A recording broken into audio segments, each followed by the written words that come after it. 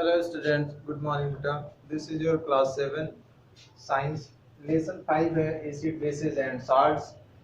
Acid हम लोग बेटा पहला टॉपिक जो था एसिड वो हम लोग पढ़ चुके हैं, इसके यूजेस पढ़ चुके हैं एसिड के कि एसिड की क्या क्या यूजेस हैं, जैसे हाइड्रोक्लोरिक एसिड हो गया, सल्फ्यूरिक एसिड हो गया, नाइट्रिक एसिड हो गया, एसिटिक एसिड हो गया। इन सभी के यूजेस हम लोगों ने वन बाय वन पूरा डिटेल में पढ़ा था। तो जो नेक्स्ट टॉपिक है आपका वो है बेसिस। बेसिस का मतलब है क्षार। बेसिस जो होते हैं बेटा ये टेस्ट में बिटर होते हैं, और अगर बेसिस को वाटर के साथ डिसॉल्व किया जाए, पानी के साथ अगर बेसिस को घोला जाए तो ये बनाते हैं एल्कलीज बनाते हैं। तो इसी को हम लोग बेटा स्टार्ट करेंगे। The substances that are bitter in taste and soapy or slippery to touch are called bases। ऐसे पदार्थ जो टेस्ट में बिटर हों, कड़वे हों, और उनको स्पर्श करने पर वो बिल्कुल स्लिपरी मीन्स चिकने, जैसे उनकी चिकनाई युक्त तो महसूस अगर होते हैं आपको, तो वो कैसे हैं? बेसेस हैं। The bases which are soluble in water are called alkalis. Bases को अगर पानी में घोलने पर वो घुल जाते हैं तो उनको हम एल्कलीज कहते हैं। फॉर एग्जाम्पल, उदाहरण के लिए मान लें sodium hydroxide, potassium hydroxide etcetera are alkalis. जैसे कि बेटा है सोडियम हाइड्रोक्साइड, इसका फार्मूला होता है NaOH। पोटेशियम हाइड्रोक्साइड का फार्मूला होता है KOH। अगर इनको पानी में घोला जाए तो ये पानी में घुल जाते हैं, इसीलिए इनको क्या कहा जाता है? इनको कहा जाता है एल्कलीज कहा जाता है। क्या कहा जाता है? Alkalis. Alkalis are corrosive in nature and harmful to skin. Alkalis जो होते हैं बेटा ये कोरोसिव होते हैं, मींस नष्ट हो जाते हैं,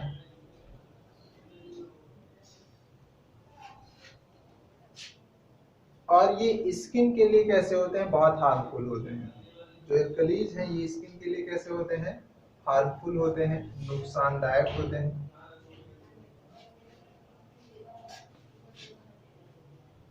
जनरल प्रॉपर्टीज ऑफ बेसिस। क्षार की कुछ जनरल प्रॉपर्टी, उसके कुछ सामान्य जो गुण है उसके बारे में हम लोग जानेंगे। They are bitter in taste. ये स्वाद में कैसे होते हैं? बिटर होते हैं, कड़वे होते हैं। दे आर सोपी टू टच। ये छूने में कैसे होते हैं? बिल्कुल सोपी मीन्स साबुन की तरह, जैसे साबुन चिकना होता है वैसे ये होते हैं। They are corrosive in nature. Corrosion का मतलब होता है नष्ट होना। ये नेचर में क्या होते हैं? ये चीजों को डिस्ट्रॉय करते हैं, नष्ट करते हैं। कोरोजन के फॉर्म में होते हैं, इनका नेचर कोरोसिव होता है। They have pH greater than 7। इनका जो बेटा पीएच होता है वो 7 से ज्यादा होता है। पीएच इनका 7 से ज्यादा होता है। अगर 7 से ज्यादा किसी का पीएच है, यहाँ पे होता है 0, सॉरी 0 यहाँ होता है। एक स्केल होगी ऐसे, यहाँ 14 तक की, 1 2 3 4 5 6 7 8 9 10 11 12 13 और 14। ठीक है बेटा। तो अगर किसी का पीएच 7 है तो वो सब्सटेंस कैसा होगा? वो पदार्थ होगा न्यूट्रल। कैसा होगा बेटा? न्यूट्रल। पदार्थ होगा न्यूट्रल। ठीक। अगर 7 से कम है तो वो कैसा होगा? एसिडिक होगा। कैसा होगा? एसिडिक। और 7 से अगर ज्यादा है तो कैसा होगा? बेसिक होगा, मतलब बेस होगा।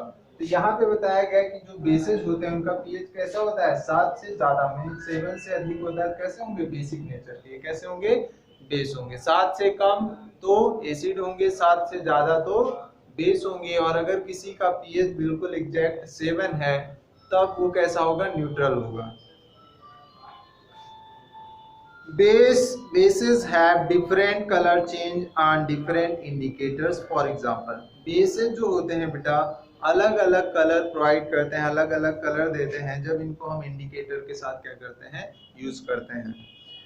For example, they turn red litmus solution blue. ये क्या करते हैं? लाल लिटमस पेपर को ब्लू कर देते हैं। जब इन पे बेस, जो लाल लिटमस पेपर होता है, अगर उसको हम बेसिस में डुबा दें, बेस के सॉल्यूशन में अगर हम उसको डुबा दें तो वो लाल लिटमस पेपर कैसा हो जाएगा? ब्लू हो जाएगा। कैसा हो जाएगा बेटा? ब्लू। लिटमस पेपर जो है ऐसे होता है, ऐसे आपको स्ट्रिप की तरह रहेगा, इतना बड़ा सा मिलेगा आपको, इतना बड़ा सा होता है लिटमस पेपर। ये बिल्कुल ऐसे पेपर की तरह होता है, लेकिन उसका पेपर बिल्कुल अलग होता है, इसीलिए उसको हम लिटमस पेपर कहते हैं। जो रेड कलर का बेटा लिटमस पेपर होता है, अगर इस पे हम बेस सॉल्यूशन को अगर हम डाल दें तो ये लाल लिटमस पेपर कैसा हो जाएगा, ब्लू हो जाएगा। ये इसकी क्वालिटी होती है बेस की। They turn phenolphthalein solution pink, ये फेनोल्फथालीन सॉल्यूशन को क्या कर देते हैं, पिंक कर देते हैं, गुलाबी कर देते हैं। अगर बेस डाल दिया जाए फेनोल्फथालीन सॉल्यूशन में तो ये क्या कर देंगे, फेनोल्फथालीन सॉल्यूशन को उसका कलर पिंक कर देते हैं। They turn beetroot solution green, ये क्या करते हैं, बीट रूट सॉल्यूशन को हरा कर देते हैं, ग्रीन कर देते हैं। They turn turmeric paper red, ये टर्मरिक पेपर को रेड कर देते हैं। Depending upon their nature the bases can be classified into weak and strong acid, इनके नेचर के बेसिस पे इनको वीक एसिड और स्ट्रॉन्ग एसिड में इनको क्लासिफाई किया जा सकता है। Weak and strong bases, weak और स्ट्रॉन्ग बेसिस क्या क्या है जान लेंगे इसको। Like acids bases can be strong और वीक, एसिड की तरह बेस भी स्ट्रॉन्ग या वीक हो सकते हैं। Strong bases can burn skin, strong bases जो होते हैं आपकी स्किन को जला सकते हैं, अगर आपकी स्किन के ऊपर इनको डाल दिया जाए तो स्किन आपकी क्या होगी, जल जाएगी। Sodium hydroxide and potassium hydroxide are some examples of strong bases, जैसे कि सोडियम हाइड्रोक्साइड है और पोटेशियम हाइड्रोक्साइड, ये दोनों बेटा कैसे हैं, ये स्ट्रॉन्ग बेसिस हैं। Weak bases are very mild, for example magnesium hydroxide, magnesium hydroxide का फार्मूला होता है MgOH, मैग्नीशियम हाइड्रोक्साइड, MgOH का होता है मैग्नीशियम हाइड्रोक्साइड। तो ये बेटा मैग्नीशियम हाइड्रोक्साइड कैसा है, ये है वीक बेस है, कैसा है, weak base. It is consumed as an antacid milk of magnesia, इसको मिल्क ऑफ मैग्नीशिया भी कहते हैं। To get relief from excessive acidity in the stomach, अगर स्टमक में बहुत ज्यादा एसिडिटी हो जाती है तो मिल्क ऑफ मैग्नीशिया यूज करने से क्या होता है, एसिडिटी दूर हो जाती है। अब है बेटा नेक्स्ट है यूजेस ऑफ बेसिस, बेस के क्या उपयोग हैं, इसको हम लोगों को पढ़ना है। तो हम लोग क्या करेंगे, बेसिस को जो है, क्योंकि यहाँ से काफी लेंथी हो जाएगा, या तो हम लोग इसको एक एक करके पढ़ लेते हैं थोड़ा सा, उसके बाद आपका इंडिकेटर बचेगा। तो bases, the uses of some typical bases are described below, कुछ बेसिस को नीचे जो है डिस्क्राइब किया गया है, जैसे सोडियम हाइड्रोक्साइड, ये सोडियम हाइड्रोक्साइड का बेटा फार्मूला है NaOH कहते हैं इसको, तो इसी को हम लोगों को पढ़ना है। इसको कास्टिक सोडा भी कहते हैं। It is used for making soap from fatty oils and detergents, इसका उपयोग बेटा साबुन बनाने में किया जाता है। It is used in paper and textile industry, इसका उपयोग पेपर और टेक्सटाइल इंडस्ट्री में भी किया जाता है। It is used for manufacturing of rayon and other chemicals, और इसका उपयोग रेयान बनाने में और कुछ दूसरे केमिकल भी बनाने में किया जाता है। कैल्शियम हाइड्रोक्साइड, इसको स्लैग्ड लाइन या इसका फार्मूला होता है CaOH का कोल्ड ट्वाइस, कैल्शियम हाइड्रोक्साइड का जो फार्मूला होता है वो होता है CaOH का कोल्ड ट्वाइस, इसको कहते हैं calcium hydroxide. It is used to neutralize the acidity in soils, ये सॉइल की एसिडिटी को खत्म करने का काम करता है जो कैल्शियम हाइड्रोक्साइड है।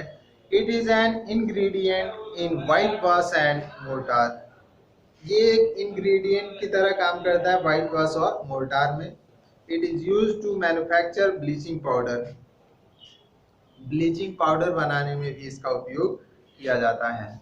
अगला है अमोनियम हाइड्रोक्साइड, अमोनियम हाइड्रोक्साइड का बेटा फार्मूला होता है NH4OH, अमोनियम हाइड्रोक्साइड।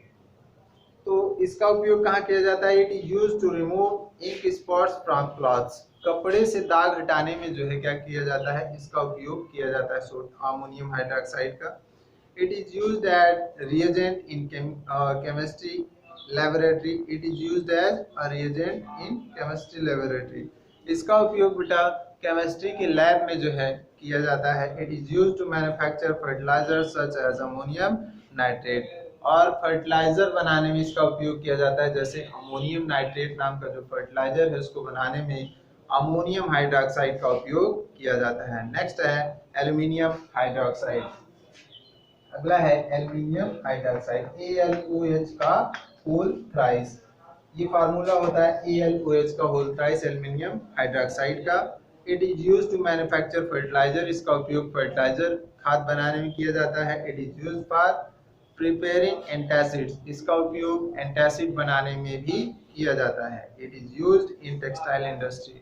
और इसका उपयोग बेटा किया जाता है टेक्सटाइल इंडस्ट्री में। मीस धागे जहाँ पे बनते हैं उसको हम टेक्सटाइल इंडस्ट्री कहते हैं, तो वहाँ पे भी इसका लार्ज स्केल पे उपयोग किया जाता है। तो आज का ये आपका जो टॉपिक खत्म हो गया, बेसिस जो है ये आपका कंप्लीट हो गया।